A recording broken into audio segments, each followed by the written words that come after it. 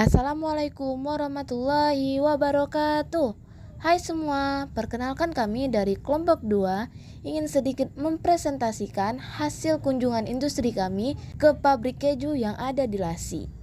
Oke, let's start with introducing our team dengan saya, Dinda Restu Indrianti, dan rekan-rekan saya yaitu Tarisa Jumiati Haura, Sri Hartini Sirait, Gihya Pasyamongan, dan Delvia Afri Ananta.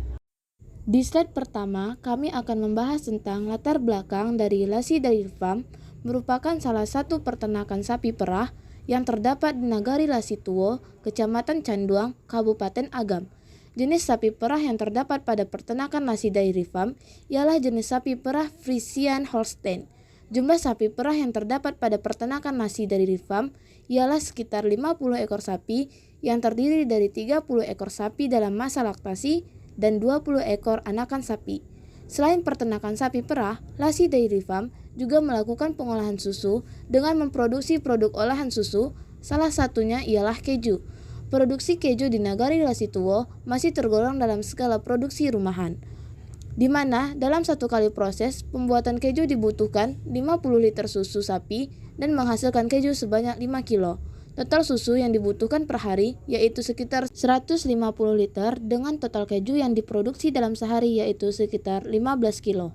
Adapun visi dari Lasi Dairy Farm yaitu keju Lasi mampu menghasilkan produk-produk olahan susu sapi yang mampu bersaing di pasar internasional. Dan misinya menjadikan Kabupaten Agam sebagai kawasan peternakan sapi perah Pulau Sumatera dengan pola pengembangan inti dan plasma, dimulai dengan skala kecil yaitu Nagari Lasi. Lasi Dairy Farm sebagai inti yang akan membangun konsep peternakan sapi perah yang paling cocok diterapkan di Kabupaten Agam. Menjadikan keju Lasi sebagai penjamin pasar, penstabil harga bagi produk peternakan sapi perah di dalam konsep inti dan plasma. Sehingga plasma punya keyakinan bahwa peningkatan produksi plasma akan selalu diikuti oleh peningkatan kapasitas pemasaran keju Lasi.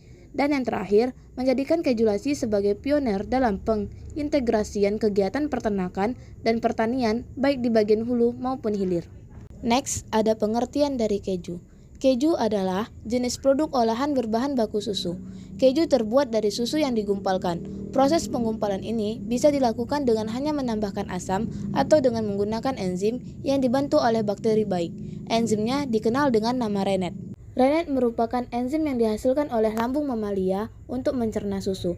Rennet mengandung enzim proteolytik yang berfungsi untuk memisahkan bagian padat dan bagian cair pada susu. Salah satu jenis keju yaitu mozzarella.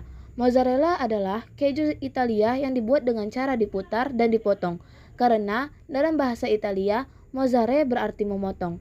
Keju ini dibuat dari susu sapi ataupun susu kerbau. Mozzarella di Bufala dibuat dari susu kerbau. Sementara mozzarella Fior di Latte dibuat dari susu sapi yang dipasteurisasi. Keju mozzarella memiliki karakteristik yang elastis, berserabut, dan lunak. Next, ada alat yang digunakan dalam proses pembuatan keju. Yang pertama, panci pemanas, kain tipis, mesin stretching, nampan, dan mesin pemotong keju. Bahan yang digunakan adalah susu sapi 400 liter, asam sitrat 800 gram, air 4800 ml, garam 1040 gram, dan rennet sebanyak 2496 ml. Next, kita masuk pada proses kerja pembuatan keju. Yang pertama, alat dan bahan disiapkan terlebih dahulu. Kedua, panci pemanas dibersihkan dahulu sebelum pengolahan. Ketiga, pengolahan dilakukan sesuai dengan jumlah dan kebutuhan yang telah ditetapkan oleh perusahaan. Kami memproduksi 40 kg keju.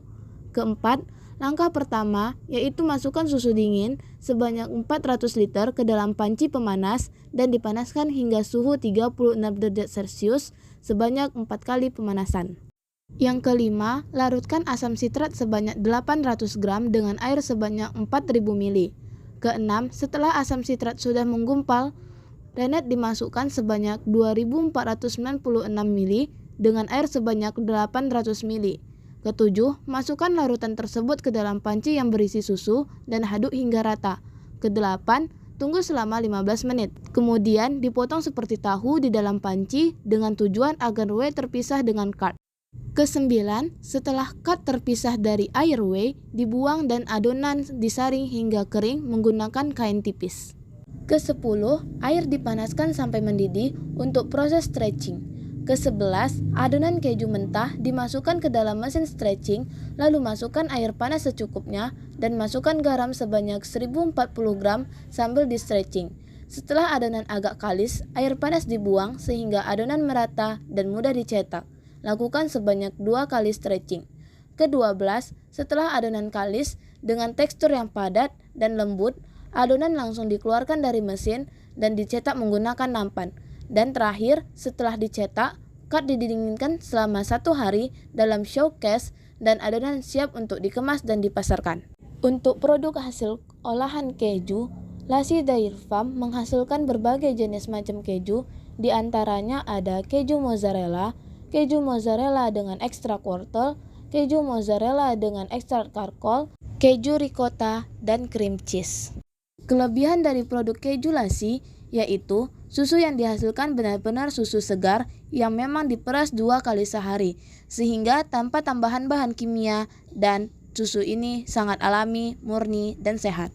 Tetapi juga memiliki kekurangan, yaitu tidak tahan lama atau kurang awet karena memang tidak menggunakan pengawet di dalam pengolahannya, dan hanya mampu bertahan 2 hari di suhu ruang jika sudah dimasak. Jika melebihi itu, akan merubah bentuk, warna, dan rasanya. Slide terakhir tentang kesimpulan. Kami melakukan kunjungan industri ke industri UMKM keju yang berada di Jalan Lassi Tuo, Kecamatan Canduang, Kabupaten Agam, Sumatera Barat, yang menghasilkan produk peternakan dan perkebunan stroberi.